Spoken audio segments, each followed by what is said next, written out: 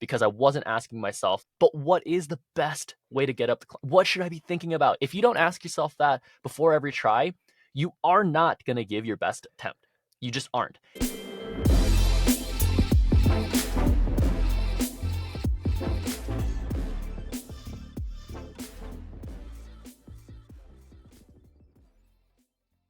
Tim, my dude, how's it going, man? What's up? Good morning. Good morning. I have loads of coffee. Do you have loads of I have coffee? I have loads of coffee. I got a full thermos this time. Dude, I actually woke up in the middle of the night, I think because I drank too much coffee yesterday because I was trying to get amped for my session. And so I'm a big fan of coffee, of caffeine. I mean, I used to have a coffee company even, but you gotta watch out having it too late in the day, man.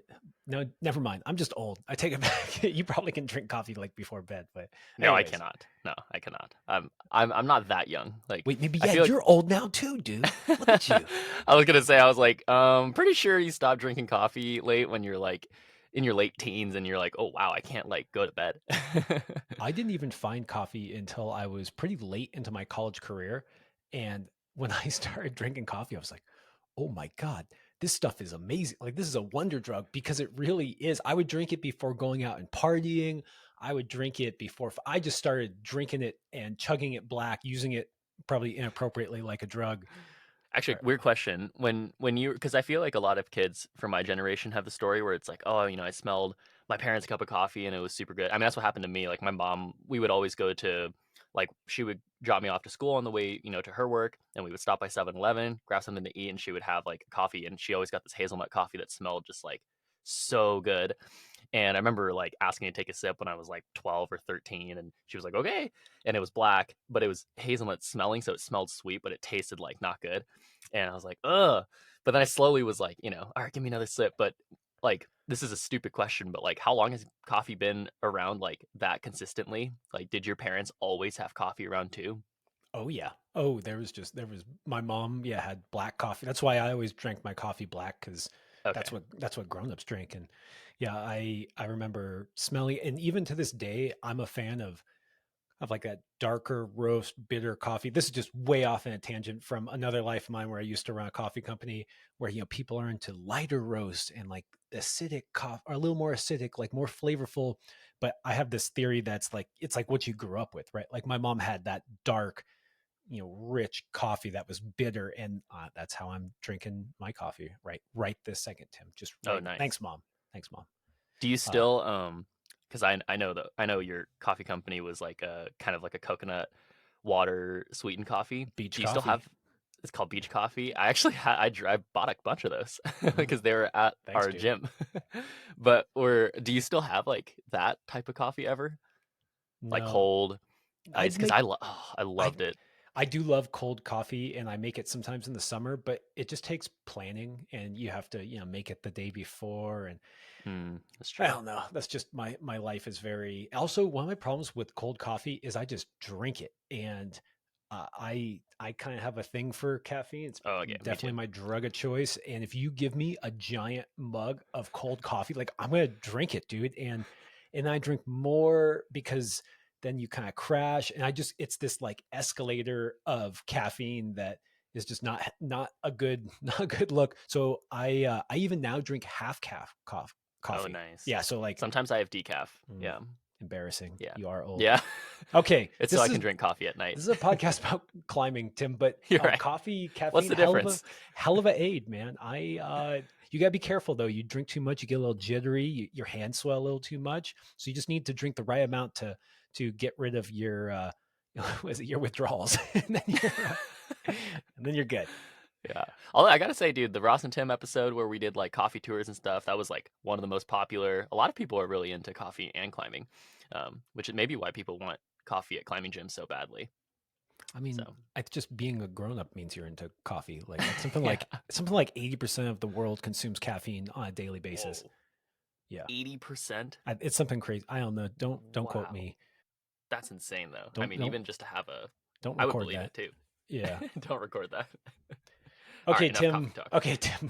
Take that sip of coffee. Let's talk about climbing.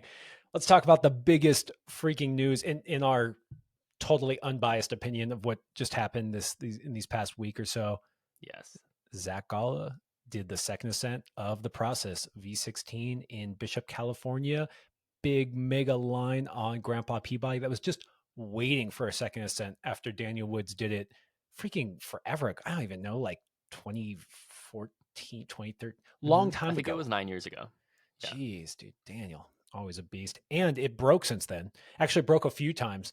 If I remember correctly, Daniel did it, then it broke, and that got glued back on, and then it broke into a million pieces. And those million pieces are actually still, I won't name names, but someone's got them out there, but it's not going to be able to be cobbled together most likely. And of course, now that Zach did it, no one's gonna.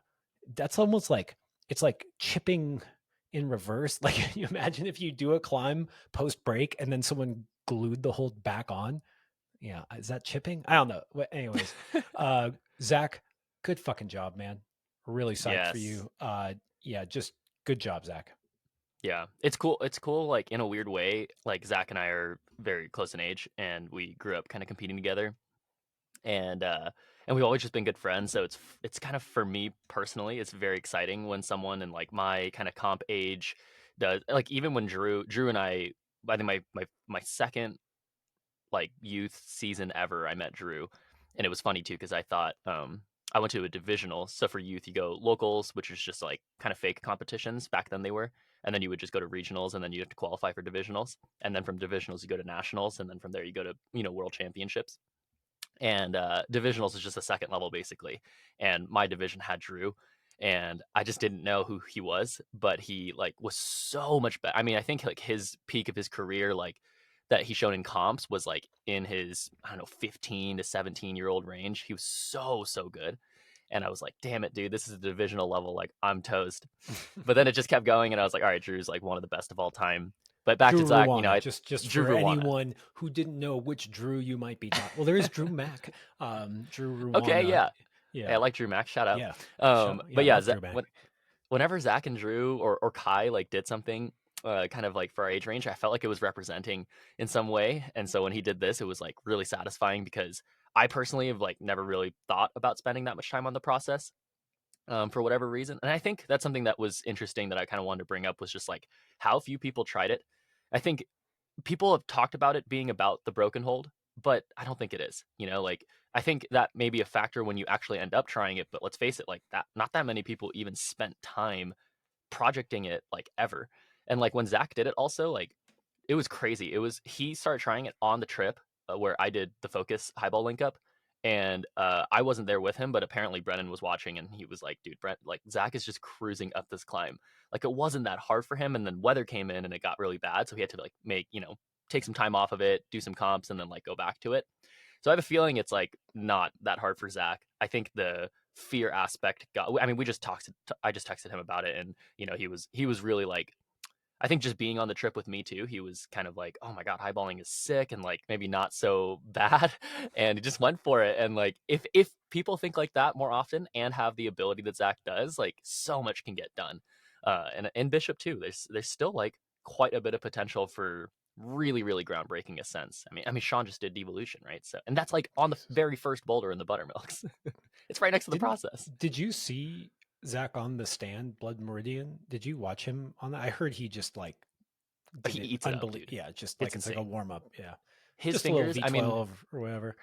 I think I watched him pulled on a little bit, like not on serious session days, but I just can tell, I've grabbed a lot of those crimps, and I mean, you have as well. And like when you watch somebody No, I've never grab, tried it. especially the ones I've you've never never tried that tried thing. Blood Meridian. Yeah, but you grab Bishop stuff. Yeah, it was not too inspiring for me for whatever reason. But It's yeah, kind of fun, to be honest. Like for me as well, it's not very inspiring. The holds really hurt, but surprisingly like pretty fun movement and really intricate like foot sequences. It's like it's like cut and carved for Zach. Like the his type of training, I think, really reflects on the climbing that he's been doing lately, which is, I think, a sign of a true climber. Like what you've been doing is what you look like.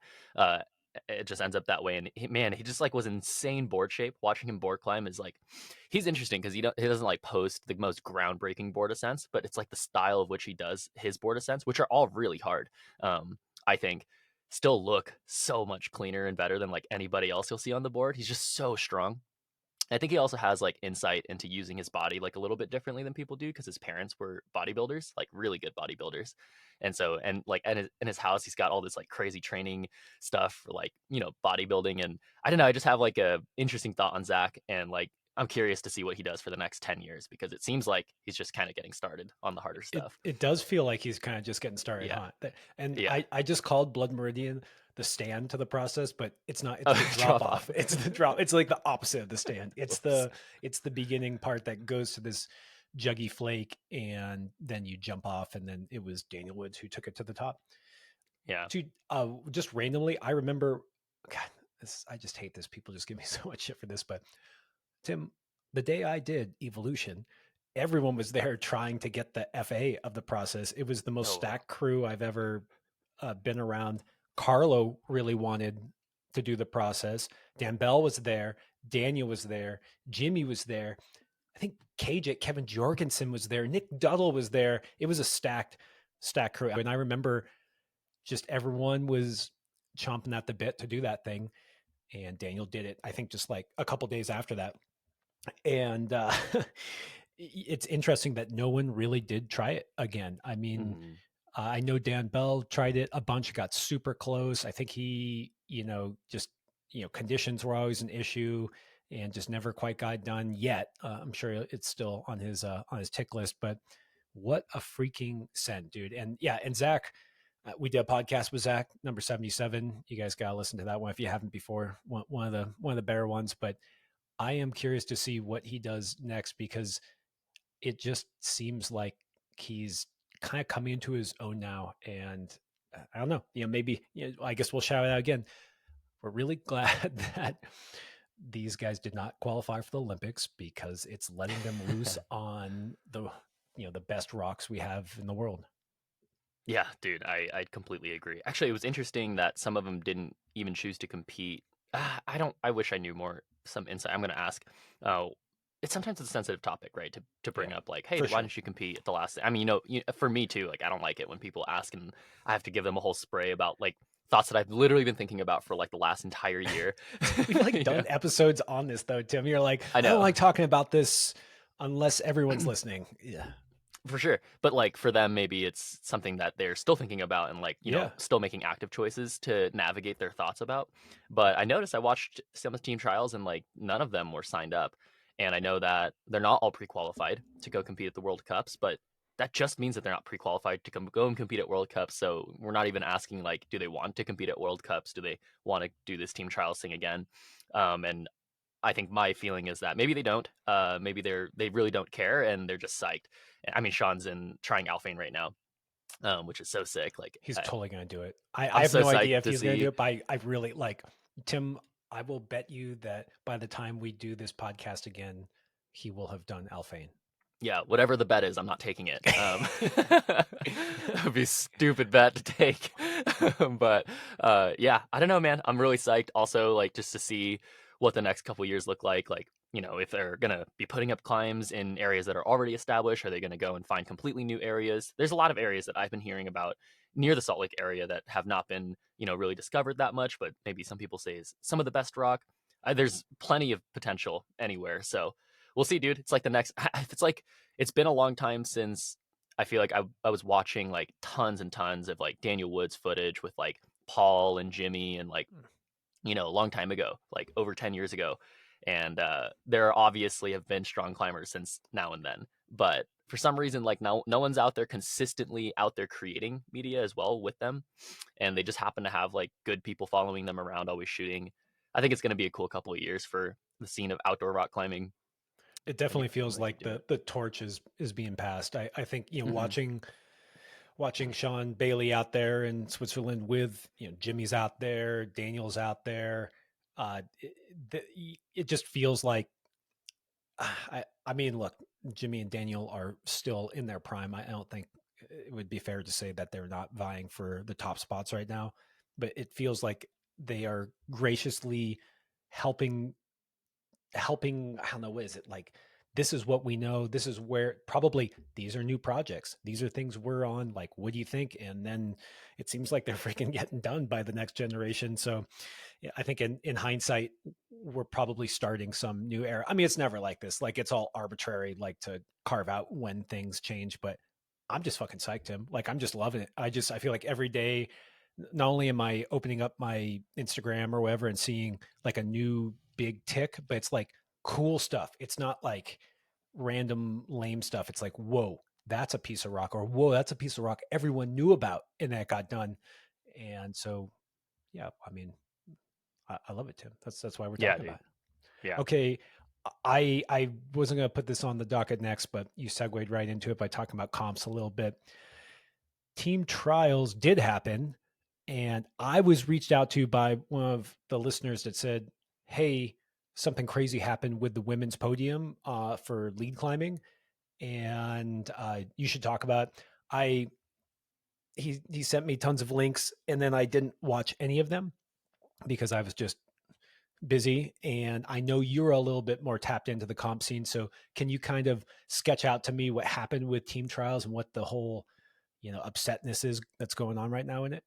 Yeah, it was pretty interesting right away to me, but unfortunately, it's not easy to find like what actually ends up happening because a lot of those things just kind of happen in the venue and then something gets like formed out of it and then something gets stated. And I wasn't at the venue, obviously, so the state I have no idea what the statement is, in terms of like what actually happened, but I know a little bit of what actually happened was the scoring basically didn't reflect the actual climbing, because they limited scores based on a ruling, and the ruling is basically in lead climbing. So this is the women's lead podium in the final. It was Annie Sanders. In the end, Annie Sanders was in first, and then Olivia Ma was in second, and then Adrian Akiko Clark was in third. But they all technically tied, I think, in scores. But the only reason that happened was because they got scored up to like hold 36, which was what the last hold they deemed was possible to be able to clip that draw that they did climb past. And so even if you get holds past a draw that the chief route setter says you can't clip past this draw, even if you climb like two or three holds past it, which is by far enough to like win. If you're going to climb one, if you're going to climb one move past somebody, you're gonna win. But not if you haven't both clipped that draw that you technically can't climb past. Back in the day, I feel like the only thing that people were aware of is if your lower foot didn't pass the draw, like the draw that you're climbing past, your lower foot. So if you have like 1 foot above a draw that you didn't clip yet, but your other foot's beneath the hanger of it, then you're fine. You can just go back down and clip it. You can reach down and clip it. I had one time in a youth nationals where I was climbing above a draw and I could reach it with my foot, grab the draw with my foot. I was like climbing in a position, grabbed the draw with my foot, brought it to my hand and clipped it. And I got knocked off like 10 holds because I wasn't allowed to do that because it was called aid clipping, where you're not allowed to have contact with the draw with another body part while clipping it. What? And that was a rule because when That's just Sasha good technique, DeJulian, Tim. I know it was great. I thought I was climbing like a freak. But there was that one SES Nationals in like 2015, I want to say, where Sasha DeJulian was like going to the top, but she skipped a clip. But the draw was like right next to her ankle, so she like down climbed, and the draw was hanging over her foot, and so she was able to grab it and clip it, and then go back to the top and then win. And somebody didn't like that, so somebody was like, we don't like that, and then they created a rule right then and there. Dude, that They seems never reasonable too. That seems super reasonable, but somebody just didn't like it. They just made a quick rule change, and then they revisited it when my thing happened. They used my video to like explain to other judges, like, "Hey, this is okay." Like, and so I got docked off points, but later it was okay. And yeah, basically, like that was a little bit more, in the beginning of when scores were kind of changing, where it wasn't straightforward. But Okay, so now it seems a little bit more let me direct. just repeat it back to you so I understand. Because again, I didn't watch it, I didn't read about it, and but I have kind of an inkling. Yeah. Okay, so they're all climbing finals route. They get to there, you're climbing along, and you have to clip along the way because I mean, there's a whole bunch of reasons you don't want to incentivize just like running it out. Like I can see why they do that, where they say you have to clip at a reasonable time, otherwise you're disqualified, or Hmm. you're stopped at that point where clipping was reasonable. Everyone got to the same hold where they said this is the last hold from which things are clippable, but then some of the girls went further. My And then understanding is that Adrian yeah, climbed further. I she didn't climbed watch either, further, but somebody told me that but she Adrian didn't climbed clip. further, I'm guessing but she didn't clip she that didn't clip clip. either. So okay, so then they said, okay, you climbed to 37, but you're being pulled back to 36, where Yes. we arbitrarily said was the last clippable hold. And this is the part that I really want to understand. God, this is why competitions suck. Uh, did the competitors know beforehand what the last hold was that they were allowed to clip from? Was it explicitly stated? You may not know this, but was it explicitly stated? Because then it would be a little bit different to me, right? Like it's like, hey, everyone, 36, that undercling is the last hold we're saying you are able to clip from. If you go further, it doesn't count. Because if it's So explicitly stated, then, I mean, what are yeah. you going to do? So you may have seen this where they put an X on a draw and they put an X on a hold. This is in World Cups. This is in Nationals. This is anywhere. If they want to, they can force you to not go past a hold and clip something. For example, if you're going up, right, and then you have a clip to your left, and you have this X hold, which is probably a decent hold. Sometimes it's not, but usually it's a decent hold. They force you to clip and they let you clip there, right? And then you climb right. And so obviously you can't like go back around and clip that draw. This just happens in rock climbing too. Like you should pre-clip this thing before you enter a crux. So they Yep. kind of force you to do that. Sometimes they'll show you an X, and even when you go out for preview, they will tell you there is an X on this hold, there is an X on that draw. Good luck, right? They'll just tell you like, hey, be aware of that X. It's very hard to miss, but like they tell you to be aware of it. Good point, Josh. They actually do that. But when it comes to the scoring, that issue, I think the point is that that issue should never happen. The chief judge, the chief route setter, is supposed to look at the route map. Basically, what the judges have. The judges aren't necessarily climbers. Some of them are, but some of them aren't. And some of them are just, most of them are just volunteer parents. So they have this map of the entire route with a whole score set on it. And they're just told what the route setter tells them. So the problem is really amongst the route setter, where the route setter has to be really sure, like, okay, you can definitely, it's possible safely to clip from all these positions. Therefore, I can grant points, further than that. But the judges just don't really know that, I think, in the moment, know how to make like quick changes, or they're not allowed to. And then, the comp just continues. And again, if things aren't fixed within like that venue, it's probably never going to be fixed. And so that's kind of a bummer where like they make it really hard to like change rules further than the judge. But the judge doesn't even make the rules. It's the chief route setter. But if the chief route setter doesn't check, then everything goes to shit, right? And so basically what happened was the judge had a route map. The competitors didn't know because there's no X's anywhere. They all agreed after talking, it seemed like, through somebody else's post, a coach from Team ABC, Ryan. He kind of basically mentioned that they all agreed that you could clip past that hold. And so that's where I know now is that they all agreed that you can clip past that hold. Uh, on the USA Climbing website, they made a statement that they all got scored to 36, and that's kind of where it was. And that's to me that's horrible. Like that. I want to know for certain who won the competition, regardless of rules or not. Like rules should never come into play where it's like once you watch a competition, you're like, oh, I know who won. And then you go back to the rules, and the rules kind of make it like, that person didn't win. Especially if it's like slight little nuanced rules like that. That's a Yeah. huge impact on the scores. So who So got robbed? Who ended up in third but climbed sounded further? like Adrian. Yeah. Adrian. Sorry, Adrian. Them's the breaks, kid. No, it's so first of all, I just want to point out that it just sucks having someone randomly tell you what hold you Yeah. cannot clip from. You're like, but I love slopers. Of course I could clip from this. Like, what do you mean? Maybe you can't clip from this because you suck, but I can clip from this. And so I just don't like that. That's really It's horrible. frustrating. Yeah. So this is a total tangent, but I did Ninja Warrior one time, and it was so it was so disturbingly not about athletics that it really, I mean, it's TV. I didn't quite understand. I was naive. I'm an athlete. I love athletics. I love competing. I love what you're talking about. Just rules shouldn't get in the way of what you're doing out there. So I remember, I'm doing some course, and someone would fall and they'd splash water on the obstacle, and then the next person would go and they'd slip, and it's like, well, it's because there was a bunch of water So on that, gnarly. but it's like, them's the breaks, kid. Like, we don't care. And actually, even worse, dude, I wonder if I'm even allowed to say this. So on the season I was on, I went to Las Vegas, and they had 4 stages in Las Vegas, and no one passed the second stage, but this one guy got close. He timed out. Like when he hit the buzzer, he was a couple seconds late.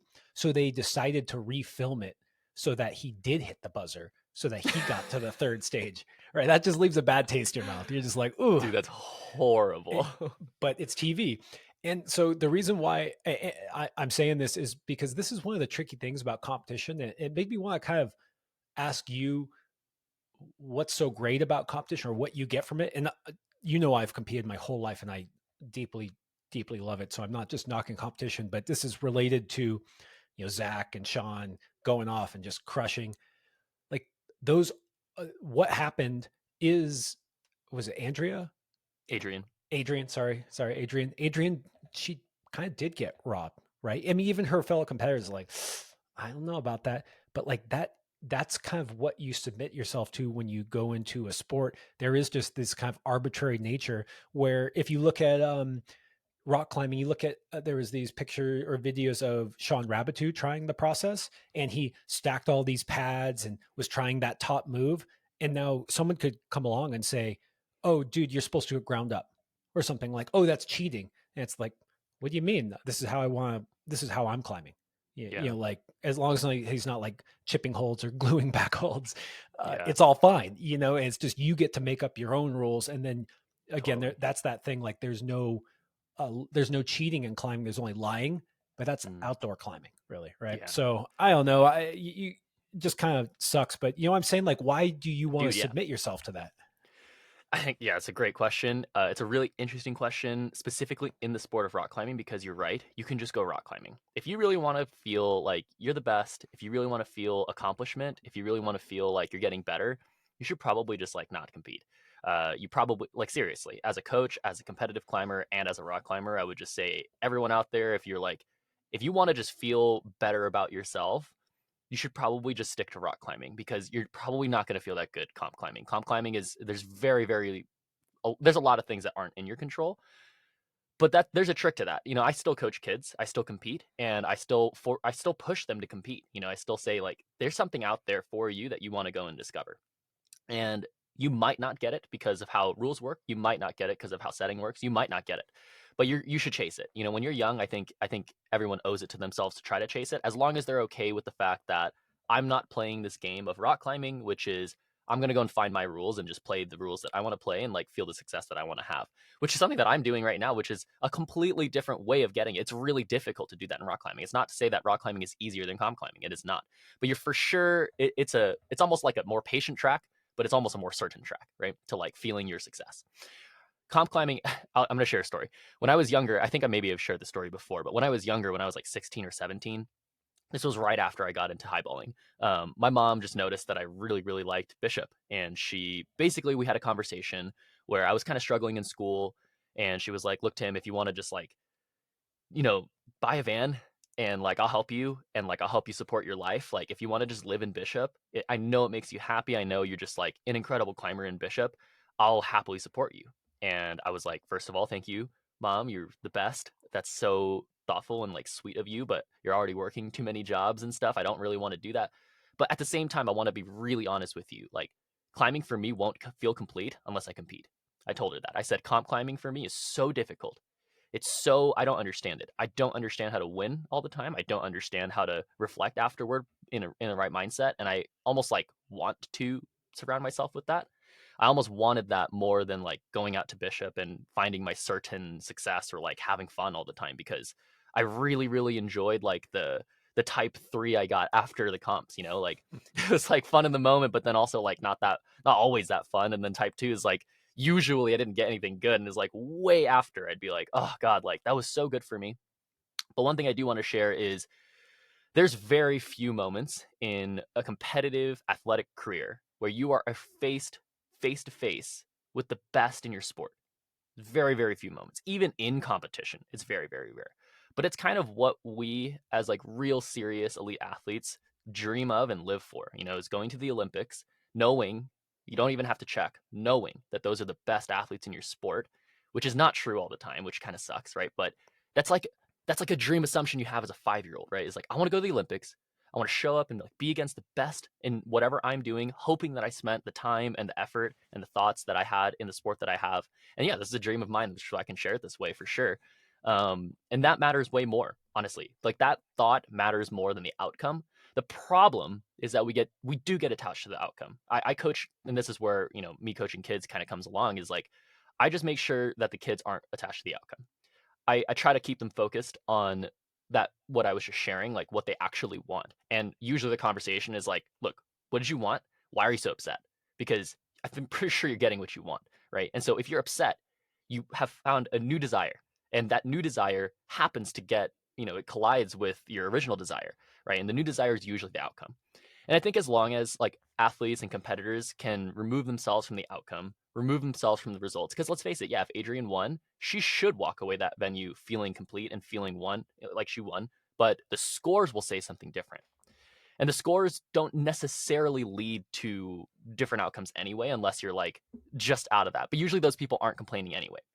Um, like if you got fourth place instead of third, that's usually a higher implication because maybe you won't get support, maybe you won't go to World Cups as many of them, but that doesn't seem to happen that much, and I can say that that's more of a fair thing to get upset about. But if you're upset on the podium, like yeah, maybe for me, like I've been upset at the podium as well, and I usually walk away being like I don't know, but then I have to think about my climbing, and it's like why is it that we think about our climbing like almost secondary or third, right, to It's the kind of outcome? it's kind of interesting what you were saying there, where Mm. the people who are are didn't quite get first because of whatever arbitrary kind of decision, but maybe they feel like maybe they deserved their deep down side. You almost kind of make a statement where it kind of does balance out in the end, like they're Yeah, it does. not, they didn't get that podium that time. But yeah, I love competing, man. I really, I've always deeply loved competing.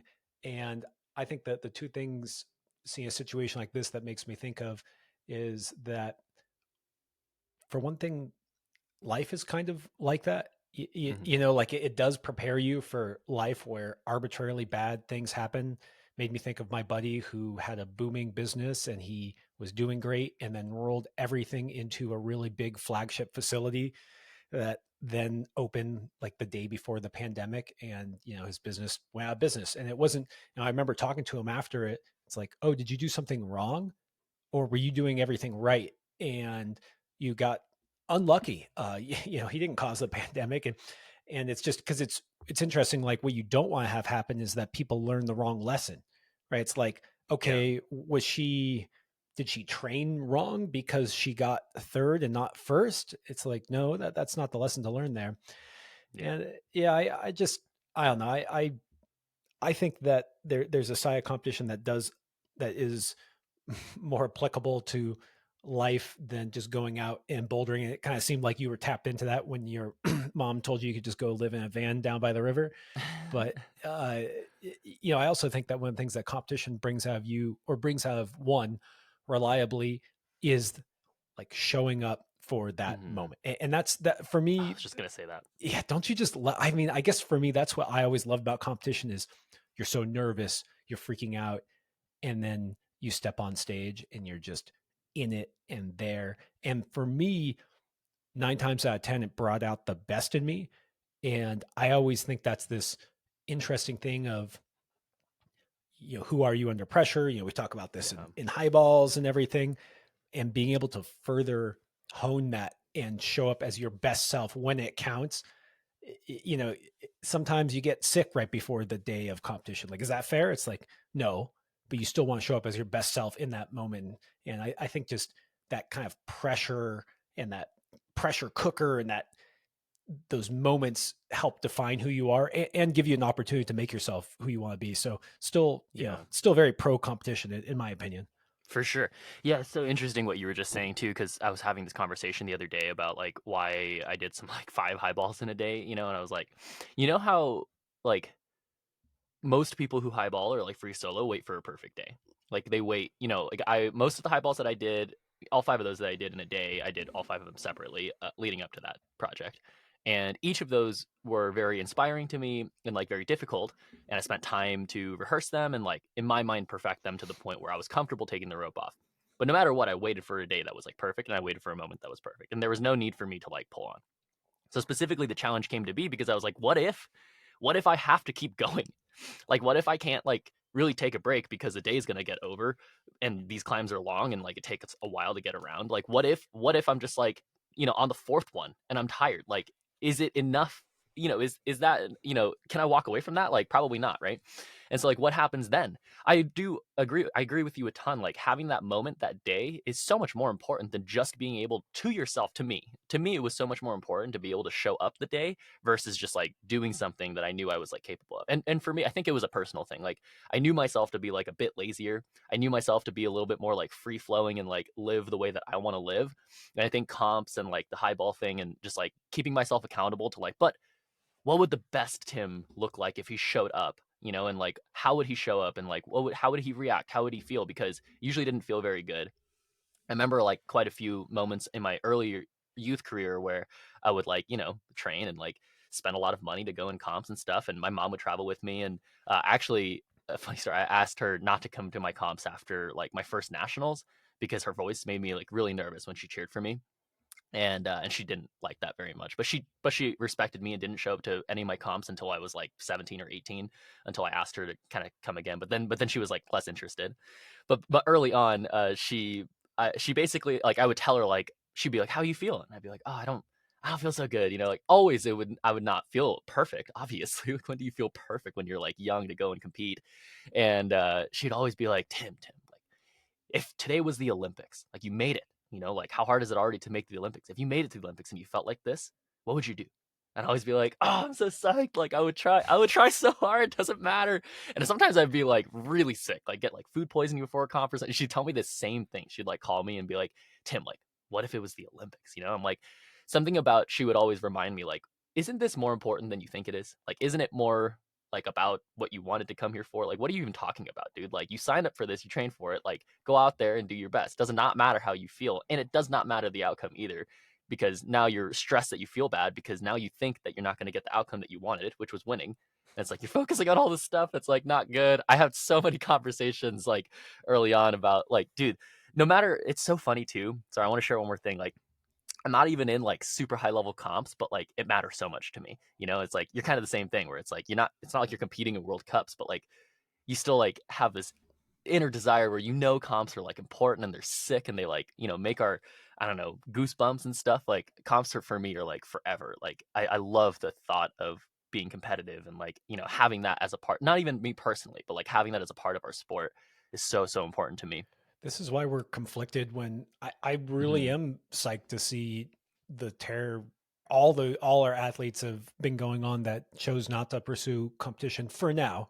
Yeah, we'll see what the future holds, because I do love, I mean, just I think visually seeing Zach do the process or Sean do devolution. I mean, just visually, and that legacy, those iconic lines, the media around it, I'm just attracted to. But Yeah. I get the just I mean, I love competing. I always will. And so we don't have a good answer. But I'm glad that we got to outline just that kind of issue. And Yeah. sorry to hear But on someone that got note, robbed, but sometimes yeah, it on that note happens. though, maybe one day comps will look more like what we just see on the process, right? Like, it's like climbing's like giving us the answer. Like, rock climbing gives us the answer to like what gets us the most psyched. Uh, And like, sorry, I'm go ahead. I'm going to disagree, because I just think that what makes comps is like kind of arbitrary rules that we agree to, and so we're always going to be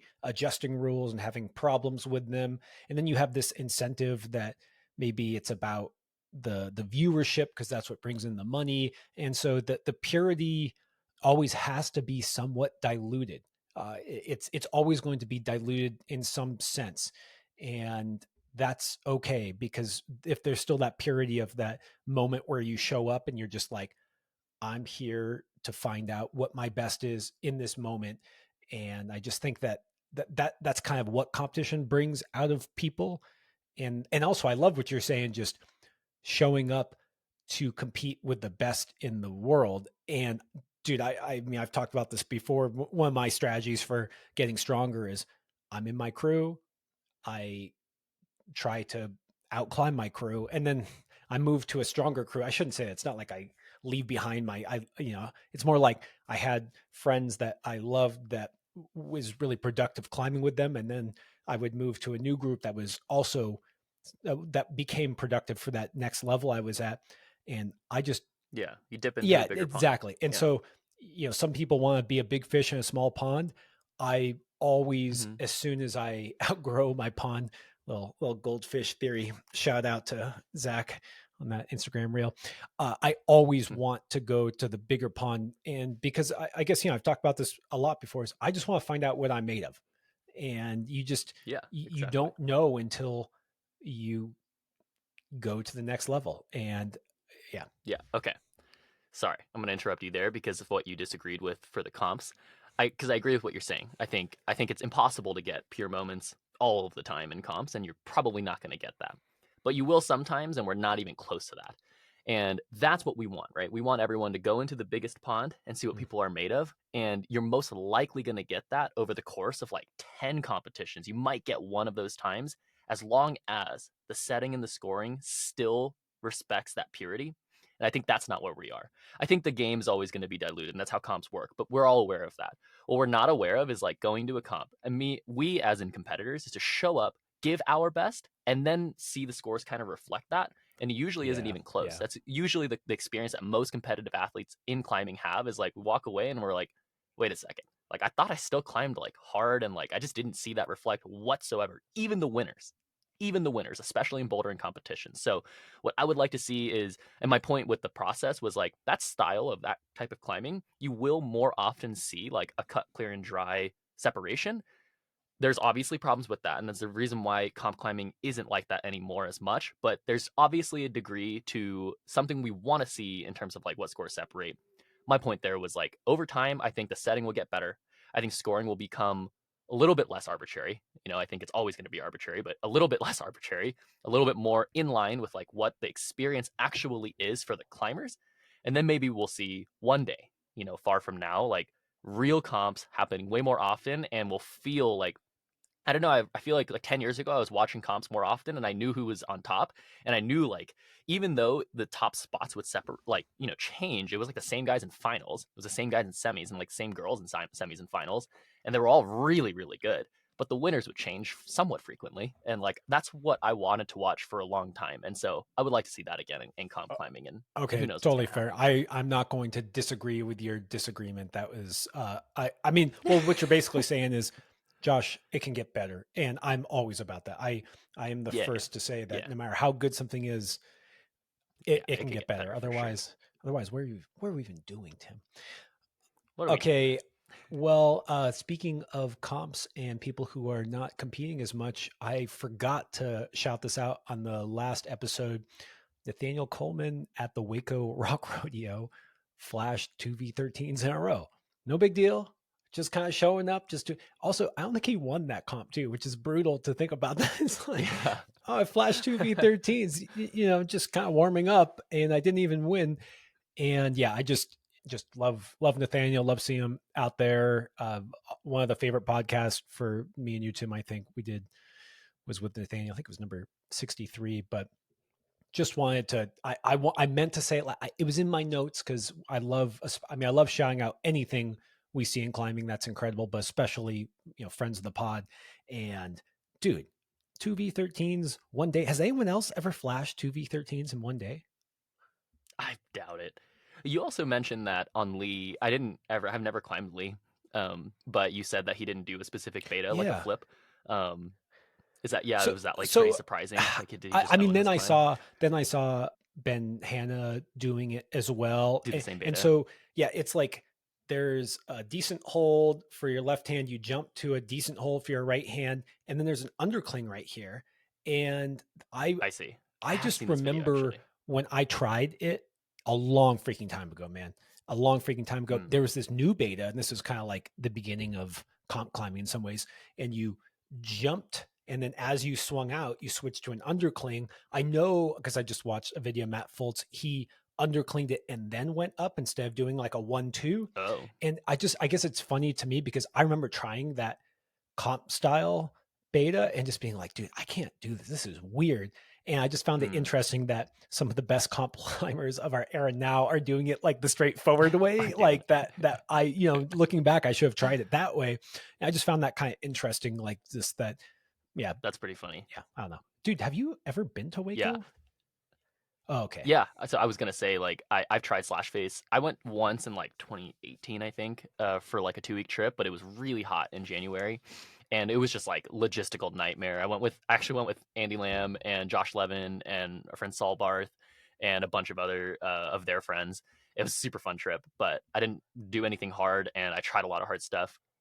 And I tried Slash Face 2 sessions, I think, and it was for me like a dream line for like a long time, and I was so psyched to try it, but I didn't do it.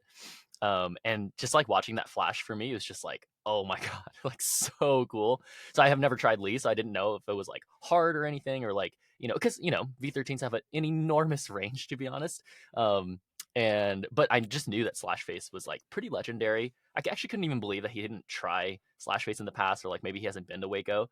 But like that's I've never actually tried it. rare that even strong climbers. Yeah, I mean, it's like rare. Rare. It's rare that climbers don't try, like really good high profile climbers don't try super classic problems in super classic areas long enough so they get strong and good enough to be even able to flash it, and then they flash it is like so Well, sick to I me. mean, Like, I oh, think so that's part cool. of Waco logistics too. Is it's on like east or I mean, I've walked by Yeah, it. yeah, By the way, it's got to be the most beautiful traverse climb in the world. It's definitely a traverse, dude, but it's definitely beautiful. so I sick. gotta ask really quick. You know how you so slash face is a right trending seam, and you do a big move out to a right Gaston, and then you have a heel toe cam, right? In a big Waco for your left foot. Hmm. I've heard that one of the Hmm. keys to that is having the right size shoe. Uh, did Hmm. your heel toe cam stay well? And what size shoe are you? It like Okay, barely fit. Okay, so yeah, interesting. Yeah, interesting little micro stuff here. total I have a geek pro tip to nerd kind of. esoteric climbing right here. Okay, I'm gonna share my pro Okay, tip right okay, go after for it. this because this is perfect. But yeah, my street shoe size is 8.5. It hasn't changed since I was 13 years old. It has not changed That's since I because you started rock bound climbing. your. That's It's like because you it was bound 8. your feet. Yeah, Yeah. go on, go on. But I wear 38s in La What Sportiva. I usually wear, yeah. I cram them in there, dude. Like I can't. It's because solutions? I climb in And Bishop. Like you're in 30. I wear almost everything in 38s. I wear Squamas in 37.5, and now I wear Solution Comps in a 38.5, Everyone, just because I Tim like is it more. six But foot tall. Like when you see Tim, he's like, a okay. Well, 5'11, you yeah. look. I'm okay. Damn, I thought you were 6 foot tall. That just makes me feel shorter because I remember thinking like, damn, Tim grew up. Tim's tall now. Yeah, It's yeah. because I'm I lanky. can't Yeah. believe you're shoving your feet into 37 size 37 squamas. Ouch. Yeah. Yeah. 37.5 Squamas, 38 everything else, like 38 theories, 38 regular solutions, 38.5 now solution comps, but I used to wear 38s. Well, I wore 38s for focus because I wanted a really small shoe, but it took me like almost 2 months to break them in because they were so painful to get on for even longer than an hour per session. So I wore them like once a week. Oh my god, it was so heinous. But for Bishop, dude, like I know you know this, if you don't have the right shoe and you're stepping on edges, especially if your life is at risk, you and you don't feel the perfect, you know, if you don't feel what I feel for the holds, I really don't think you would trust your life. So I need my shoes to be like absolutely tiny. But nowadays I don't, especially like climbing in Red Rocks. It doesn't matter as much. And on Slash Face, so interestingly enough, that's kind of why I brought that up. Like there, I would have rather had a bigger shoe than a shoe that fit well because there's pretty much nothing else you need your left foot for. Mm. So on that climb specifically, like once you have that heel toe cam, it's like almost like you just need a shoe that gets you the heel toe cam. Like Spectre's the same, where like you do this big move to a rail, you shove your foot in this jug, but it's like kind of a thin jug seam, but it's a jug. And if your shoe is like too boxy on the toe, if it's not soft enough, if it's too stiff, or if it's way too soft, it doesn't work. And so, but most of the climb doesn't really matter without that shoe. So a few people have done it barefoot with just the right foot, right? And then they get thrown like a half shoe for the top out because it's all they need if you do a right top out. Like hard climbing is kind of weird where you need like very specific tools, very specific Is tricks this for some in climbs. competition climbing? Are you And allowed to take off your shoe and put it back on? I mean, this is what's great about that's climbing, totally right? been Yeah. talked about. Yeah, people have asked about knee pads, people have asked about that stuff. And I think there is a rule in there that maybe says like you can't do knee pads. I think you can't use knee pads. But I don't know if there's a rule about not wearing shoes. It's just like gross. And most climbs, you probably need a bit of Yeah. both. Yeah, yeah. Like that's the thing about slash face. You don't need another left foot really. Like you don't need a good shoe for that climb. So for me, my heel toe cam barely fit with a 38. But it worked. Like I never really had a problem trying that move. It just like felt like the toe was gonna Mm. pop off. Like the hold is like a big Waco. And so you like are crossed up and you get a heel over your hand and then you cross into this tiny crimp and then you sink your heel toe cam in. And for me, it was like the way my foot was flared was like perfect for that, but it was like barely touching the tip of my toe was like barely touching where you're toe camming. So it felt So you bad, want a little but it bigger worked. shoe? So if you have a bigger Nice. shoe than Dude, me, I but if it's too big, yeah, it's hard to I like turn it in started there. out when I left 5'10" and I started wearing solutions. I started out, I think, at 38, maybe 38 and a half, and now I'm up Oh, to nice. 39 and a half. I've slowly but Oh, surely moved my way up. I do have a pair of 39. I haven't switched to 39 and a half in my solution comps. I have a pair with me, but I haven't actually used them yet. I'm a little worried that the heel will get a touch sloppy, but for the toe box, I noticed that I might even be better when I'm standing on slabs. Like it's because my toes are less curled. I don't know. There's something weird about really getting a lot of pressure if your toes are too for sure. curled. So I don't know. Yeah, I think I agree with that. But also, don't your feet get a little bit bigger as you get No, I older think slowly? I started wearing those barefoot shoes and going on walks all the time. You know what I mean? Barefoot shoes, like the thing. Okay. Yeah, Yeah, yeah. Dude, we're yeah. using our fingers. Okay, I feel like my feet got bigger.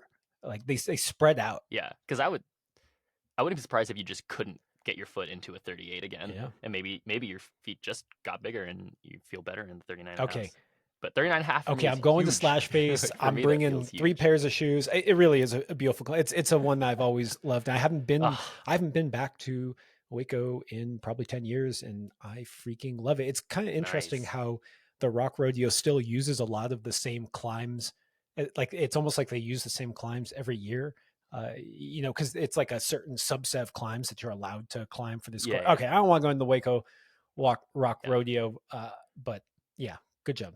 But Hmm. before we drop that, also shout out to Paul Ooh, Robinson. yeah. He won, and he wrote a sick post about That like was a his good day, post. and it was I'm gonna cool link that. because he just like didn't expect it. Dude, it's so good. Like, yeah, you guys should read his post.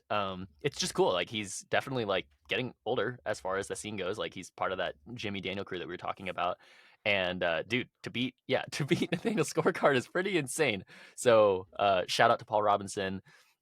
He's a That's beast in badass. That's Waco. super He's cool. put up some just tiny crimper lines that were just heinous when Waco had its kind of moment. I feel like Waco is kind of off the map right now. Uh, but yeah, I'm sure it'll have a resurgence and people will find a bunch of V17s out there. Actually, there is an interesting, probably V17 project. Have you ever heard of the Invisible Man project? Maybe It's actually. is it to the left? God, it's been so long since I looked at it. It's on the same boulder as Diaphanous Sea and Terramare.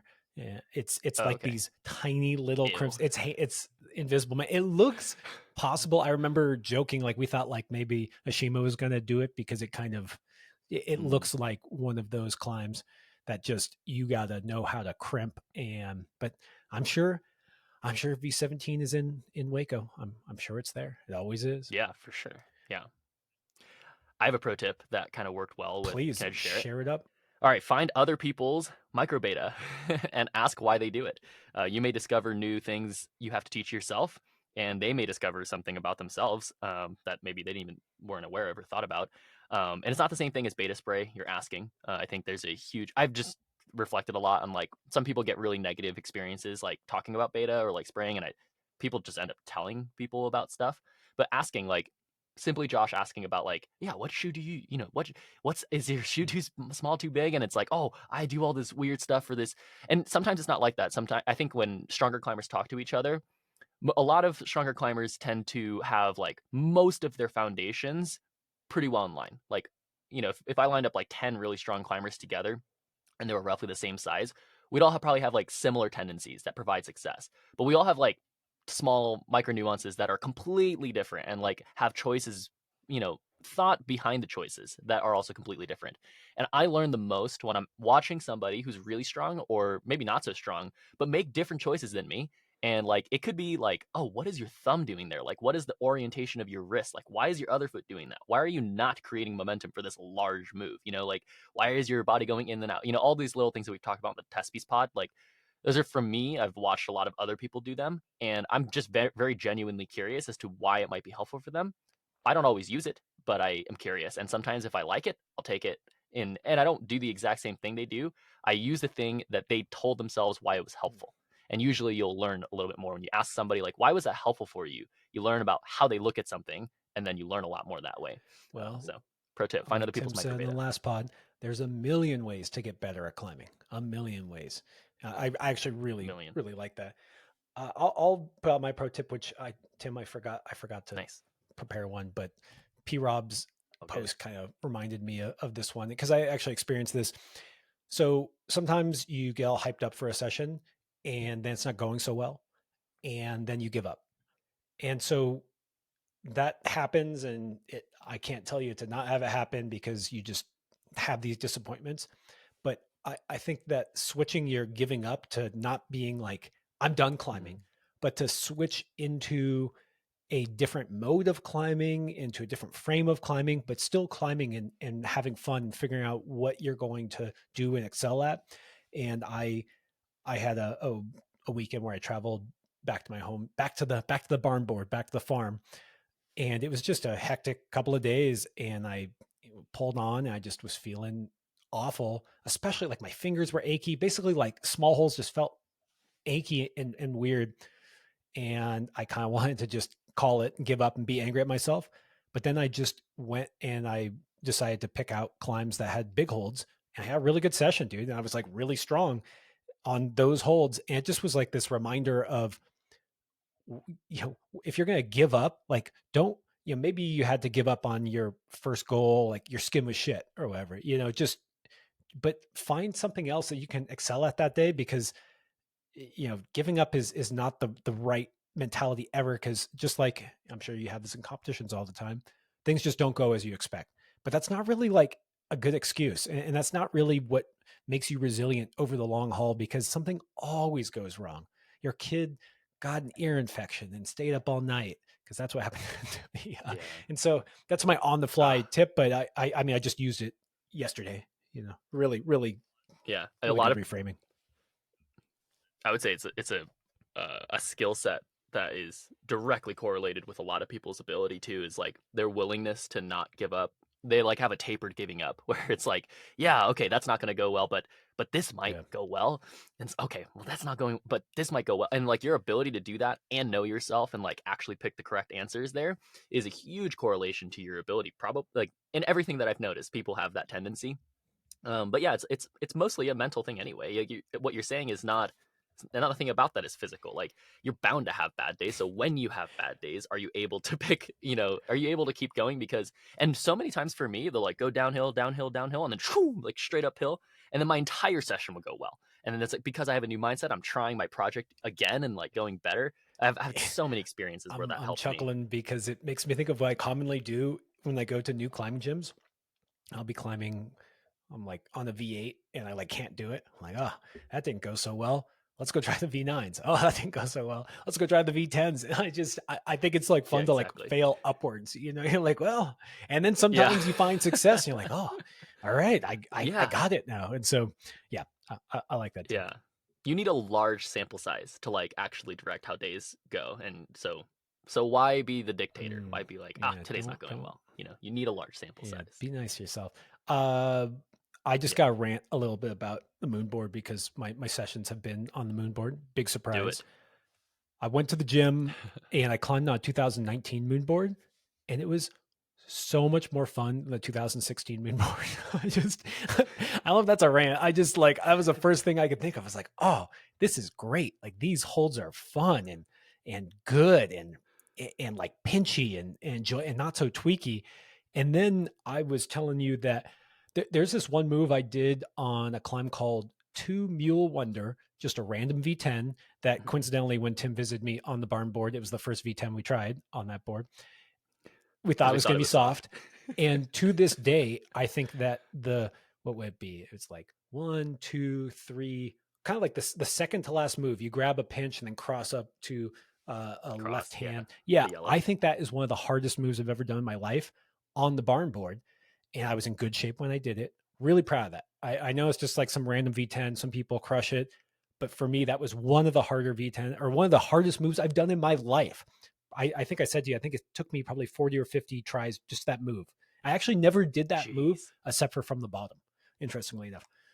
Wow. That's so So awesome, actually. I go to this board and I just kind of want to see where I'm at. I haven't been on a 2019 board in years. And so I put that problem on. Actually, I don't even put the problem on. I just find out what that move is and I like almost do the move first try. And now what all you listeners are probably thinking is, "Oh wow, Josh, you're like still strong, or you still have good technique." But no, man, the holds were just jugs, and it made me so angry that the woods were way more positive than my woods, and I knew that my yellow holds were whack on the barn board, like they were just visibly. Mhm. You can see on the plastic holds, there's this little circle that tells the pour like where to either sand down to or where to pour up to. I don't know how it really works, Oh. but that's kind of like a marking. And mine were just atrociously bad. Just like you could just Mm. and so really like the holds were bad, but I didn't realize the woods were like that also on my board. Yeah, so frustrating to me that like this random board. It just I mean, I'm still proud of the move I did, but I am really disappointed in Moonboards being so arbitrarily different. And I actually, when I bought my second Moonboard set for my house here, I emailed them and half jokingly, I was like, "You guys, I want the biggest holds you make. Like, don't fuck me. Like, don't give me shitty holds. Like, I've done that. Like, I'm over it." And they responded like, "The Moonboard's just for training. Like, we don't, we can't guarantee anything. Like, it's just for fun." Yeah, Oh, and what? the reason I why didn't it know that. really bugs me is I was talking to Steve Rader, who's the number one ranked 2019 moonboarder in the US. So experienced moonboarder, right? Like Mhm. knows what he's doing. Mhm. And he lives in Texas, kind of I think he's in Houston or something. He's not by a bunch of rocks like you and me. And he's like, dude, the moonboard is my mountain. Like this is what I climb. Like I Yep. love this. And something that Yeah. we're saying that it's really bothersome that we take the moonboard more seriously than the company itself. And that's a shame. That's Yeah, like that's true. that really Yeah. is sad. And I just gotta say to Moon, I don't know anyone at Moonboard. I know the other companies. I don't know anyone at moon climbing, but I just gotta tell you, this is your guys' niche.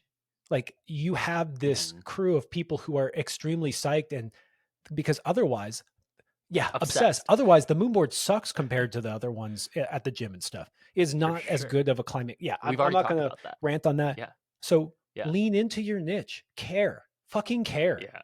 Like otherwise, you're not gonna make it. But I did order the 2014, Yeah. 2024 set. I'm hoping for consistency there. And yeah, that was a rant, dude. Yeah. It's like it's like if Apple, like seriously, I'm comparing it to like if Apple like started to drop quality on like one part of their product, but it was core to like what everyone else did, or like an app or something. Like the real problem is that everyone would still buy Apple products. The problem is that everyone's still gonna climb on a moonboard and everyone's still gonna use it. So no one's like criticizing like, your product sucks. It's like if the quality control aspect of your product isn't perfect, the niche that you guys are doing in your product as far as Moonboard goes, like doesn't really apply anymore. Right? Right? Like people are obsessed with the ability to compare across the world. People are obsessed with That's their selling point. the leaderboard rankings. That's their selling point. And some people might not admit to that, but let's face it, like everybody on the Moonboards is like kind of a part of that process.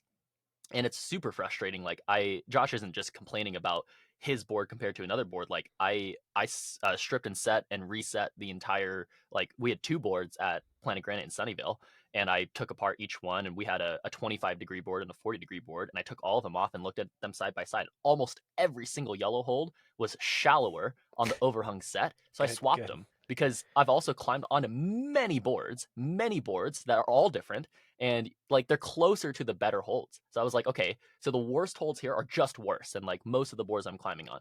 I can name like two other boards that I know were ridiculously soft compared to what I was climbing on, and I was like, this is crazy. And I would go to those boards and send like 5+ projects every single time I would go. And that I didn't even have that many projects. Like at that point, I was just sending the projects that I would fall on, 100 times.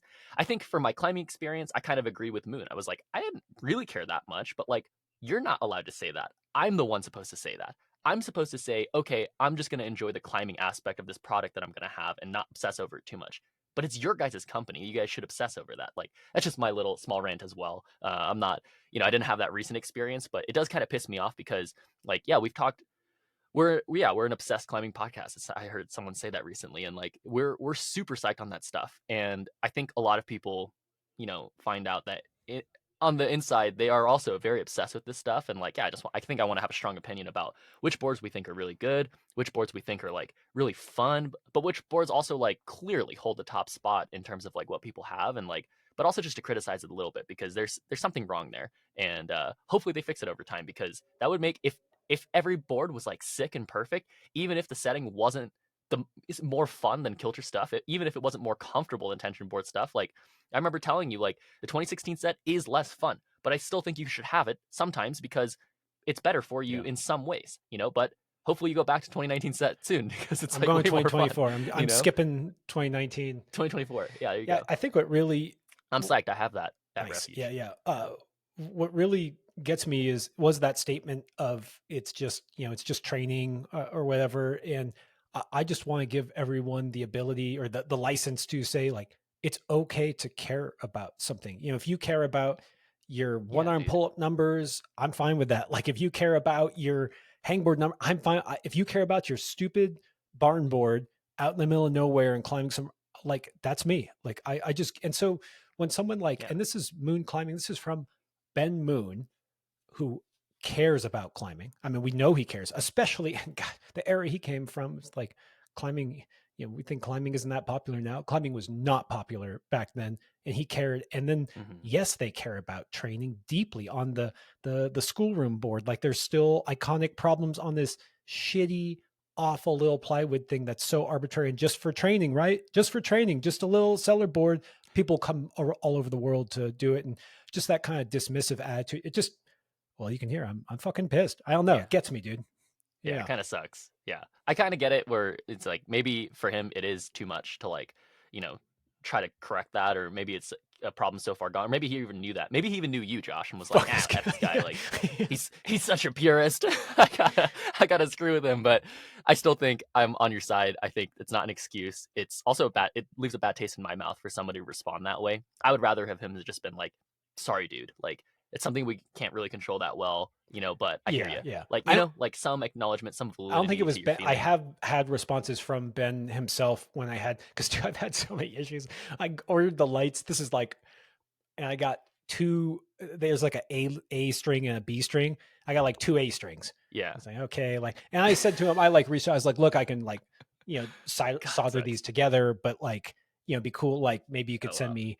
So they send me a whole nother light set, a whole nother light set. They don't even. So that's cool, Oh my right? god. Two A strings again. Like, just Oh god. so I end up cutting the wire. I mean, it's not like it's I anyways. And dude, I was flipping out yesterday. I have an iPad that connects to my board, and I have my iPhone. So the iPad has like my account, but the iPhone does too. And somehow they're like not synced. So like if I log ascend on here, like my leaderboard uh refreshes, but somehow it's like not in my logbook. So then I can't find out which problems I haven't done yet on my phone. And then I like logged out. Now I can't log back in for some reason because when I reset the password, it's like no special characters. Dude, I'm techie enough. And I just lost my shit. Like I got so angry. I'm literally like logged out, and I have other sends that I need to add on, but like I can't do it. So okay. Dude, so I'm annoying. I guess, dude, yeah, Moonboard has become my mount. Moon, please take it seriously. Oh, and on that note, Tim, my last poll was if using those T-nuts for my feet on that one climb was cheating. Split Ooh. about 50-50. There is, like, yes, Ooh. cheating. And then maybe it's not 50-50 because I put something like, yes, that's cheating. No, that's not cheating. Right. And it's only cheating if you lie about it. So I got a lot of those. But with you in mind, I tried to go back and repeat the climb, not using the T-nut, and it that climb made me its bitch. I did not do the climb without the T-nut. I tried like 3 times. I will go back and do it just to just try to show it. But I yeah, think it's slow mm, adaptations. It's slow adaptations. I think you'll hurt, get it. hurt But my feelings. Yeah. interestingly enough, yeah, T-nuts are allowed in comps. You're allowed to step on them. You just can't grab them. So for me, it's like I kind of play by comp rules most of the time, even in the climbing gym. And so in the climbing gym, I actually very, very, very rarely find that T-nuts are more helpful for me than not using them. But I would never mind if somebody used T-nuts as footholds. Actually, also just because it's really hard. Like it's really hard to use T-nuts effectively. That specific move makes probably a very marginal difference. And I think most of the difference that you're noticing is just, yeah, like how difficult it is to Yeah. adapt to the move without the T-nut.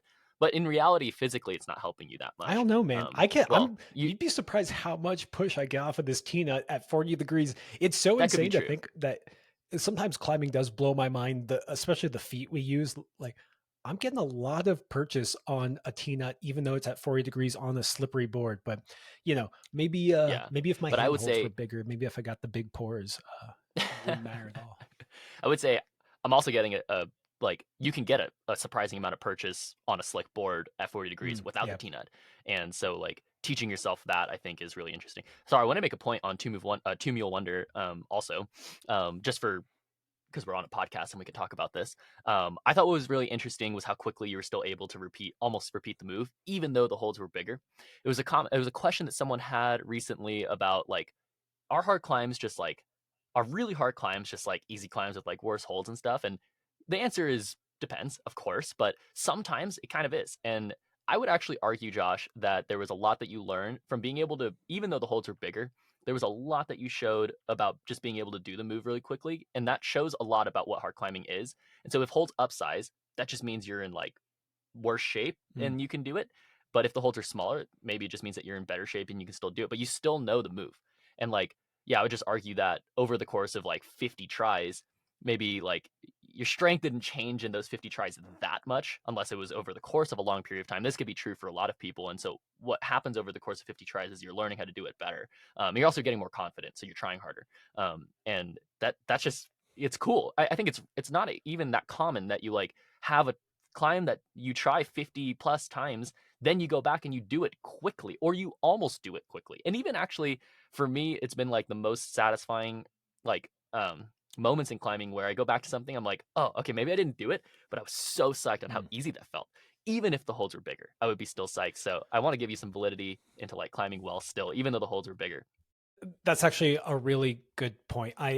Those 50 tries probably took course over just maybe a month or something. Like you're right. I don't think I Mm, got way stronger or anything. It was learning the move. I mean, I will say that they adaptations. do. I have seen some studies where it's amazing how much more force we can apply to a hold just learning the hold in a very short period of time. Like just Yeah, that neurological coordination and efficiency. So it's like, I mean, that for is sure. strength Yeah. gains. It's just not tissue gains. It's coordination, adaptation, like you were saying.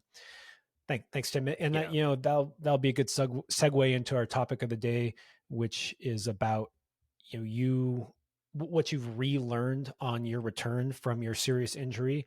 And before you get into that, I just want to do a couple of quick announcements, Tim. Just trying to keep this structure of Go the for it. podcast consistent. So we've got a classroom coming up on Wednesday, the 20th at 7 p.m. Come join us. All you Patreon subscribers, come join us. And by the way, Tim, I did something kind of slick on Patreon. All those classrooms that we record now can be listened to on Spotify if you're a Patreon subscriber. So it's like another feed. So instead of having to go on Oh, to Patreon, it's nice. almost just like having an additional podcast each month. That's just, just pure gold. I mean, honestly, in some ways, those podcast or those classrooms have even more helpful tips than anything we do because they're just so honest and authentic from people's questions. And even though we're all different climbers, in some ways we're all the same. We all struggle with the same things. And Yeah. just like our topic, so many times we're just relearning the thing we already learned. It's like this reminder, like, oh yeah, like I knew that and I didn't put into practice. And that'll really be our topic of the day. And the last thing I'm going to say is, Tim, we're on YouTube. So it's been cool YouTube videos, psyched on them. Thank you, Joseph, for making them. We're continuing to step up our game and trying to add some fresh stuff on there. So please go on there and subscribe, like it, watch it, and also please leave us a review on Spotify and Apple Podcasts for this podcast, not the YouTube, for the podcast. And that's it for announcements. Unless Tim, do you have any announcements to make? Do you want? I like that big No, sniff. no, I'm No, I got nothing. what would Nothing. what would I announce? I don't know. Any big sense, dude? You did Atlas Shrugged. I did Atlas Shrugged. Yeah, repeated. Oh, Well, I you'd already repeated it. done it. Oh, I don't care then. Who cares? I had already Big done it. deal. Yeah, and That I climb's hard, like man.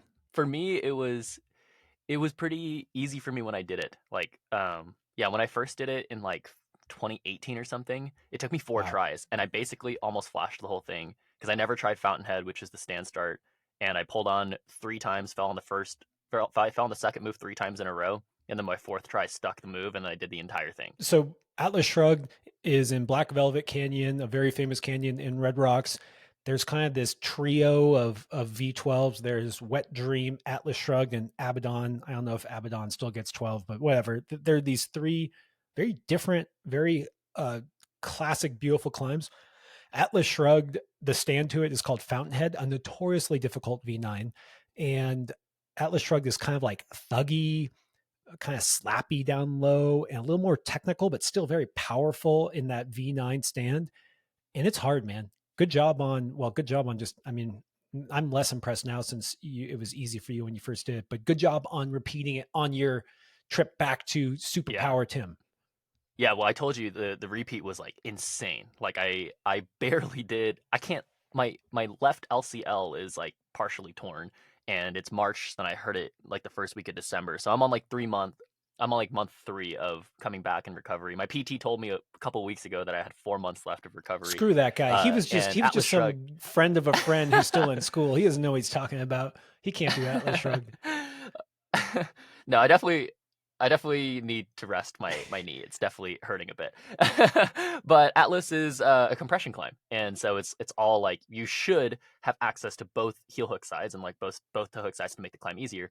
And the climb becomes way easier if you heel hook the left, like 3 heel hooks, very crucial heel hooks, especially Yeah, for the V9.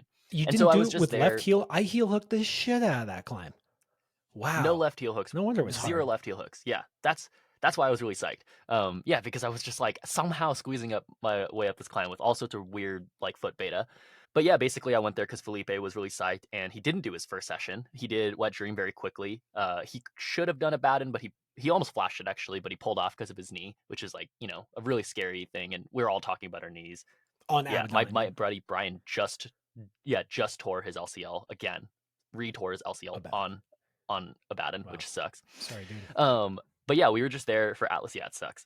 But I was just gonna try to do Fountainhead because we were there, and I was like, I'm like going out all the time with Felipe and like trying to have some time to climb outside. But Black Velvet's pretty hard for me with a knee injury. A lot of the stuff, like Baden's left heel hook, Atlas has a bunch of left heel hooks. Even Yeah. Wet Dream has like really hard left-footed movements, and Sleepwalker is just way too hard for me right now. So like I tried it and I couldn't even pull on the crux move.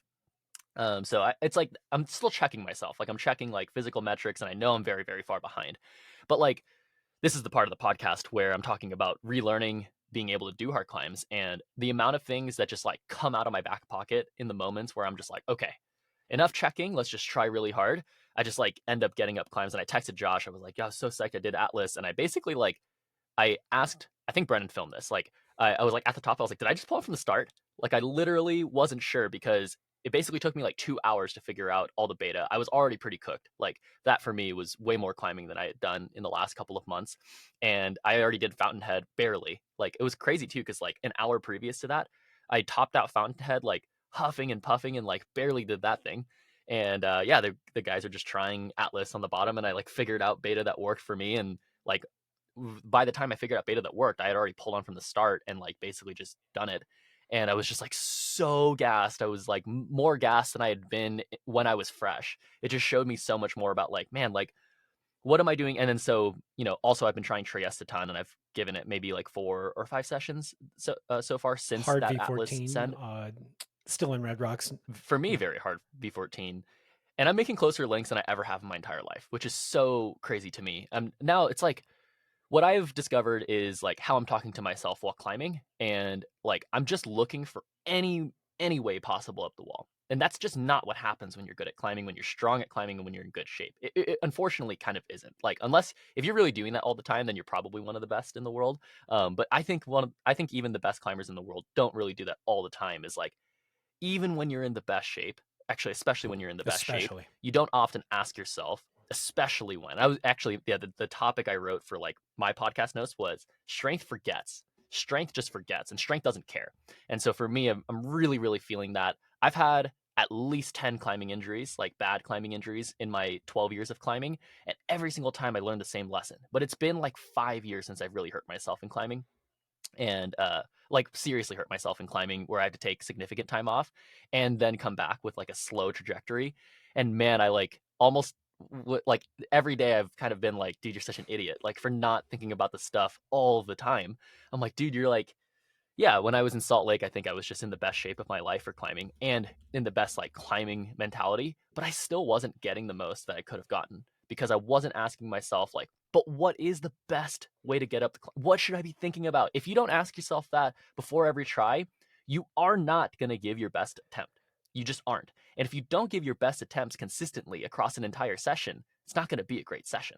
And so I've been having the best sessions of my life every single time I session basically because every single time I pull on, I'm like, all right, dude, like not every single time, but I more often than not, I'm asking myself, like, what is the best thing I should do? What should I focus on? Like, I just take it more seriously because strength cannot give it to me, especially my fitness can't give it to me, right? And those are always places that I looked towards, even if I was a good climber and even if I had technique and even if I knew things that I should think about, I didn't do that.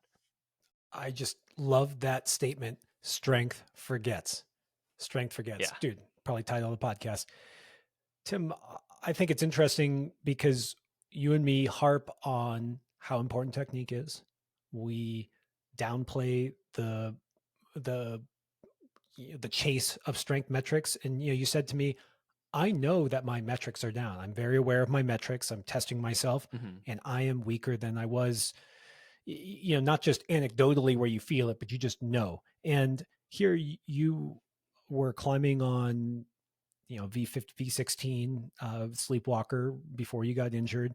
You're at the top of your game, you're one of the best out there, and you get hurt and you realize that you were just relying on your strength. And it's that this relearning of this obvious thing. It's just, I guess the reason why I like it is because it's a theme in our podcast, but I also want to show that the reason why it's a theme, it's because we have to keep reminding ourselves. I heard you say Mm-hmm. something around confidence and how you use strength as kind of like as your confidence rather than confidence in your climbing and your ability. And so I just want to keep picking at that this like why do we forget? Why does strength make you forget everything else? And what areas does it kind of cover up and patch? Because I love strength. I do the same thing when I don't feel strong. Somehow I mentally am just like, oh, you're not going to do well. But then I've told you this Mm-hmm. before. Sometimes I'll take a month off for whatever reason.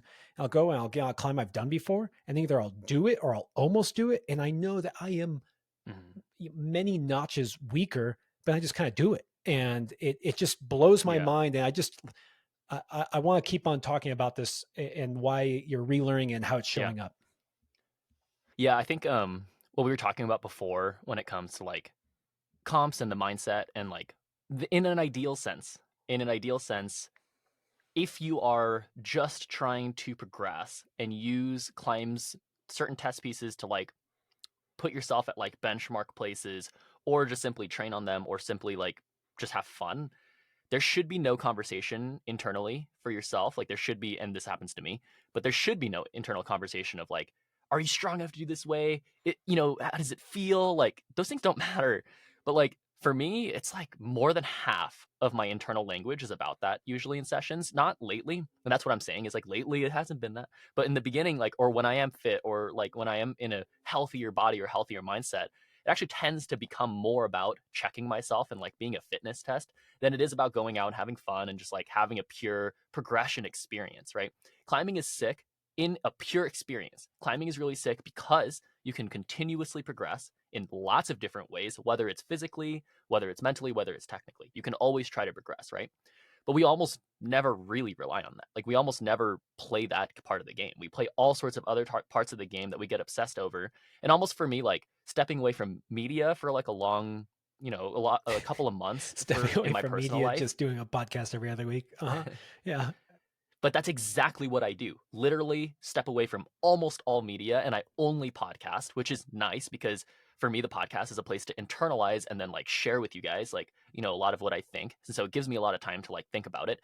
But then like have natural experiences where my friends just come out and like live at my house and then just like basically force me to get out, watch them have a ton of fun in this area that I know very well and I'm like, "Oh dude, I just want to go and have fun." And it's like I'm repeating problems, I'm repeating and trying to repeat projects and stuff and like almost yeah. It's weird because I think it'd be natural for me to be like, oh god, like I've already done this thing, like I almost had that internal language like, I've already done this thing, like what am I supposed to do to like do repeat what I've done in the past? And it's like, look, Tim, like I knew how strong you were back then, like when you were 19 you were freak, dude, like you were doing so much. And I've had that conversation with myself, so it's like, but I still believe I can get up this thing. I actually do, regardless of my metrics. I actually still believe that. And that's something, a conversation I had with Felipe yesterday was like he was having an experience on this climb, $300, which is this kind of vert climb in Red Rocks and then a dyno Is at the that end. Pretty scary, 600? but Isn't like that also, $800? Or are those all different? I is think it it's, $600? yeah, yeah. It's either there's two different Those are climbs cool. there, but I think the nine is either $300 or Whatever. $500. I forget. Anyway, it's the V9 that he was doing is pretty hard, and the beginning is I think the crux, and then there's like this really exposed jump at the end. And it was the end of the day, and he like basically didn't even look like the second move was possible, like his first couple tries. But we both didn't change in our mindset, and we kind of talked about this afterward because he did the climb like in a couple of tries after that. But the first two tries looked like the first two moves weren't going to go. And I was like, the difference between that and like trying when we were trying like Atlas or when we were trying Trieste or when we were trying Sleepwalker was like there was absolute certainty, no matter what your feeling was or no matter what the outcome was showing you, there was absolute certainty you were going to do this climb. And I think I was like, you know what I'm going to channel for my next sessions is absolute certainty that one day I'm probably going to do this climb. And so as long as I do what I can control that moment and that day, that's what I want to focus on. And so that was kind of like a way too general way of explaining what I wanted to talk about, but that's kind of what my mind is going through right now, which is I usually think about things that don't matter. I usually worry about things that don't pertain to the progression that I actually want to have. And it's surprising to me how often that gets in the way. Like if I'm trying something that's too hard for me, I don't really believe, I'm not really focusing on like the things that get me up the wall. I'm focusing on the things that I don't get me up the wall actually. I'm focusing on all the reasons why I'm not worthy for this thing. But as soon as like when I was younger, just like flip into this mentality of like, okay, I showed up here, I probably can do it. Like let's just be real. Like any of you guys listening, if you show up to a climb, you probably can do it. Maybe not right in that moment, but you probably can do it. Period. And we should always be thinking about that. Okay, I probably can do it. And if I'm not doing it, I'm probably doing something wrong, whether it's today or whether it's in my preparation, whether it's in my adaptation or whether it's in my mindset. I'm probably doing something. What we should assume is that we already can do these climbs, but we probably aren't doing the right prep or the right things that moment and that day. And that's a mindset that I've been inviting into myself a lot. Usually, none of those things have to do with strength. And that's kind of why I was like blaming strength so much and like, look, let's be real. I'm definitely not at zero from like my injury. I definitely have maintained certain strengths or like quickly got back certain strengths. What's really low for me is endurance. My fitness is horrible. My power creation is horrible. I couldn't do red wave like yesterday. I tried it like 10 times. It was pretty fun, chill day, and like I was pretty tired still, but I just couldn't repeat it. It's a V10 and like one move, and I couldn't repeat it. And I was like, I didn't get bothered by it. I was like, this is so interesting. Like it's so hard for me to do this aggressive latch style. But like Trieste, like I said, is better progress than like I think I'm gonna do it literally in like within the next 2 or 3 sessions if the weather is good. But red wave, I was like, I'm so far. Like I actually don't know if I can do this because there's certain things that my body is lacking right now because I haven't done like aggressive latch climbing in like literally months. I haven't done any of that. But then all this other connective climbing I've been kind of working on. Like my point there is strengths will be so fluctuating. And I like the mindset that I've been having with it because I guess before I just didn't like that I would judge myself so much. And now I'm just like, it's just the way it is. And I still have my progression goals and I still have, things that I want to look towards. I'm still going to go out. And so as long as I go out, I tell myself, maybe you're not ready yet, but you're going to go for it as if you are and just try really hard in that way. Dude, I'm having a blast. And yeah, I think that's the thing I really, really wanted to share. Um, this is a podcast. Yes, I can help you guys a little bit with like maybe getting better at climbing and progressing. Maybe Josh and I can talk about experiences that help you guys relate or just entertaining. But man, like it's saving my climbing. You know, I told you guys like Felipe saved my climbing, and I really mean that because he's really helping me look at things differently so that I can have fun. And that's going to be for me, like at my age, it's going to be the thing that sustains climbing for me for the rest of my climbing life. And maybe will help me push myself beyond what I thought was possible before. And I think that's what I want to grant you guys as well. If you really want that, if you really want to have fun in climbing, like you're your own blockage towards that 100%. Like, there's nobody else blocking that from you guys. It's probably just your, inside. I would venture to say that most people, more than 50% of their self-talk is somehow negative. And Yeah, for sure. we were talking about how this really stood out to me, how you are falling more and you're getting better beta because of it. So instead of Hmm. relying on strength, you're failing and then rethinking beta. And it does make me think of when I'm feeling weak, or often it happens when conditions are bad, where I, instead of just Hmm. trying to try harder, I try to find the position more. Like my efforts go more towards kind Uh-huh. of, honestly, probably just obvious technique, but I am definitely one to rely on my strength, which is really a bad thing as I get older too, because it becomes less of something I have in my back pocket always, which it used to be my go-to, just like, oh, I'll just try harder.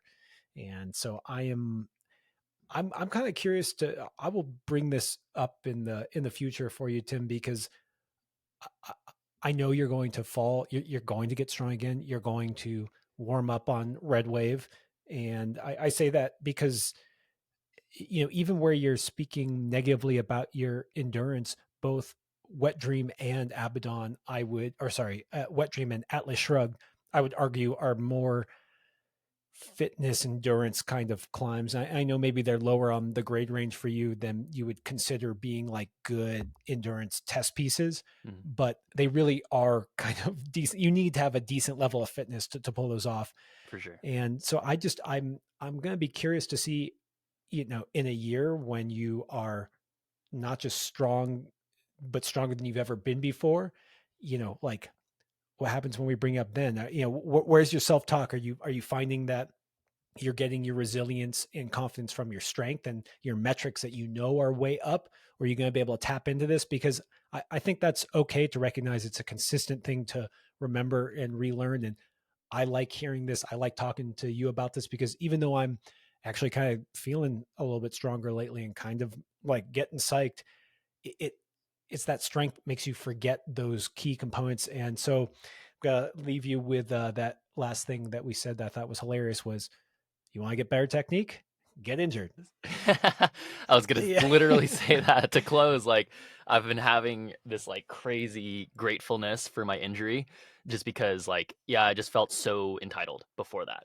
Like where I think it's interesting. My read on my sends on Wet Dream and Atlas was like I had the bare minimum, close to the bare minimum. It could be even like maybe I had even more reserve, but I think I had close to the bare minimum requirement of fitness. And I actually, with the beta that I picked, and I actually just climbed like better than I ever had before, where I was like understanding how to be more efficient.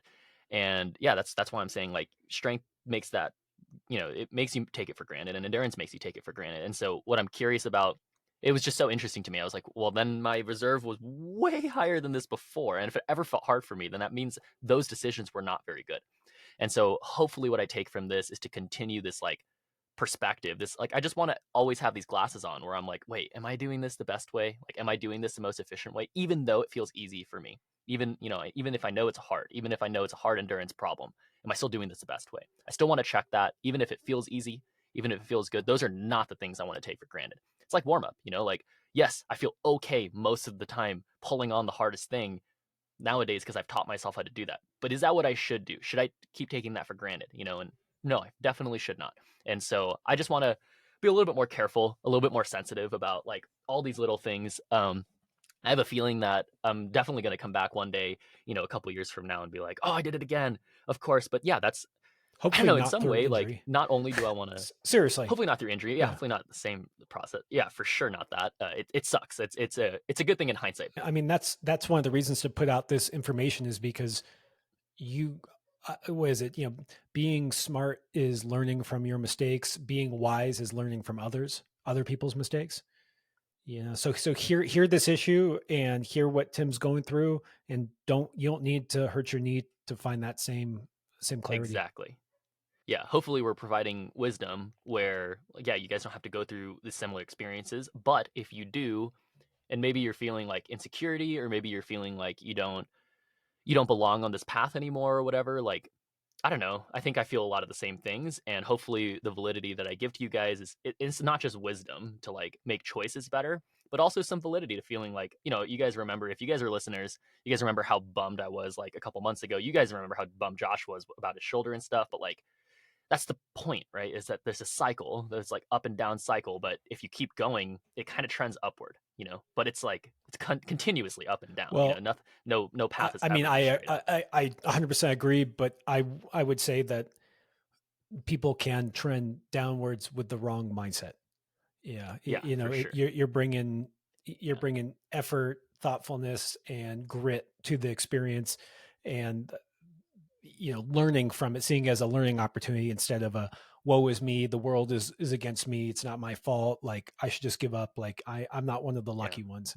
And I forgot to say this on our last podcast where we were talking about coming back to 100% from injuries, and I talked about you get some kind of rehab exercise. So for my shoulder, I found that external rotation, using a load was really helpful for me, especially in the overhead, like the 90-90 position. No big surprise. That's a common thing. But I'll just say, like, that specific exercise really helped me come back. And so it was like, oh, this is an important exercise for me. And something I would encourage people who get injured to do when they find that exercise that they know is wonderful for them to heal from that injury, that they should do it and continue to progress on it for much longer than just getting back to normal. And Mm, honestly, I got to tell you, in some ways, it's something you should do for the rest of your life. I think that's just like mm, learn that lesson and take from it something. You got hurt. You got hurt because one of the factors in you getting hurt was a weakness in a specific area. Don't just kind of like yeah. shovel that, sweep down to the rug. Like, bring it front and center, and learn from it. Yeah, that's a really good practical tip, that I need to learn from as well. And like, I mean, yeah, my knee got hurt because my hips were tight and my glutes were weak, so I need to focus on habits that always help that, because I never want my knee to get hurt again. But at the same time, like, what I'm sharing with you is also, with you guys, is like mental things that I want to make sure that I absolutely keep those habits for the Mm. rest of my life. And the biggest one for me that I learned, like, other than strength forgets, that I'm hopefully never going to try to forget that, um, is to have fun. And like, climbing fun, I'm learning, isn't a given in climbing, and actually the vast majority of climbers that I know don't have fun the vast majority of the time they climb. And so I'm going to assume that a lot of you guys don't have as much fun as you can have while you're climbing. And because of that assumption, I'm just going to grant you the access to fun. Climbing is so fun. Climbing is so sick if you let it be. And like, dude, I've just been having so much of a blast, just like going out, just trying things regardless of what challenge. Dude, we did this V3 yesterday called Cirque du Soleil, and it was so sick. Like, this big, the rock was like so pretty. It's this big, rail that you like mantle into, and you're like all backwards. And then like, oh, you just go into it.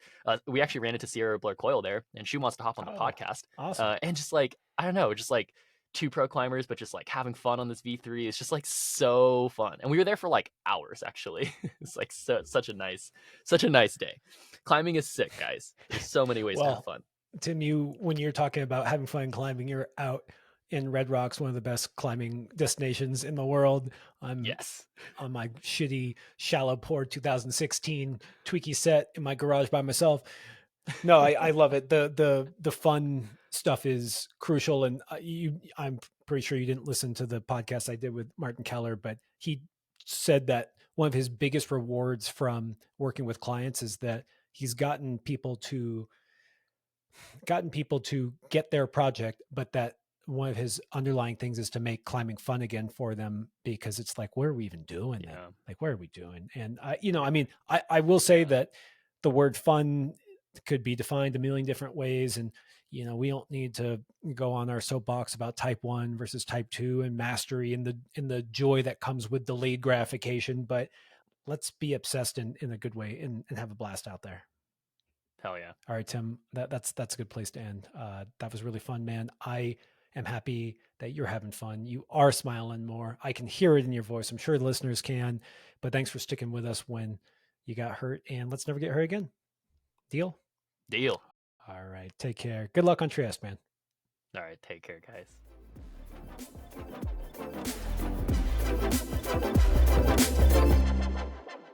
Thanks for tuning in. If you'd like even more content, go to patreon.com/testpiece. And while you're at it, share this podcast with someone you know who would love it. And please leave us a review or rating at wherever you get your podcasts. We've also got tons of great content on YouTube and Instagram, so don't forget to like and subscribe there. Okay, see you next week.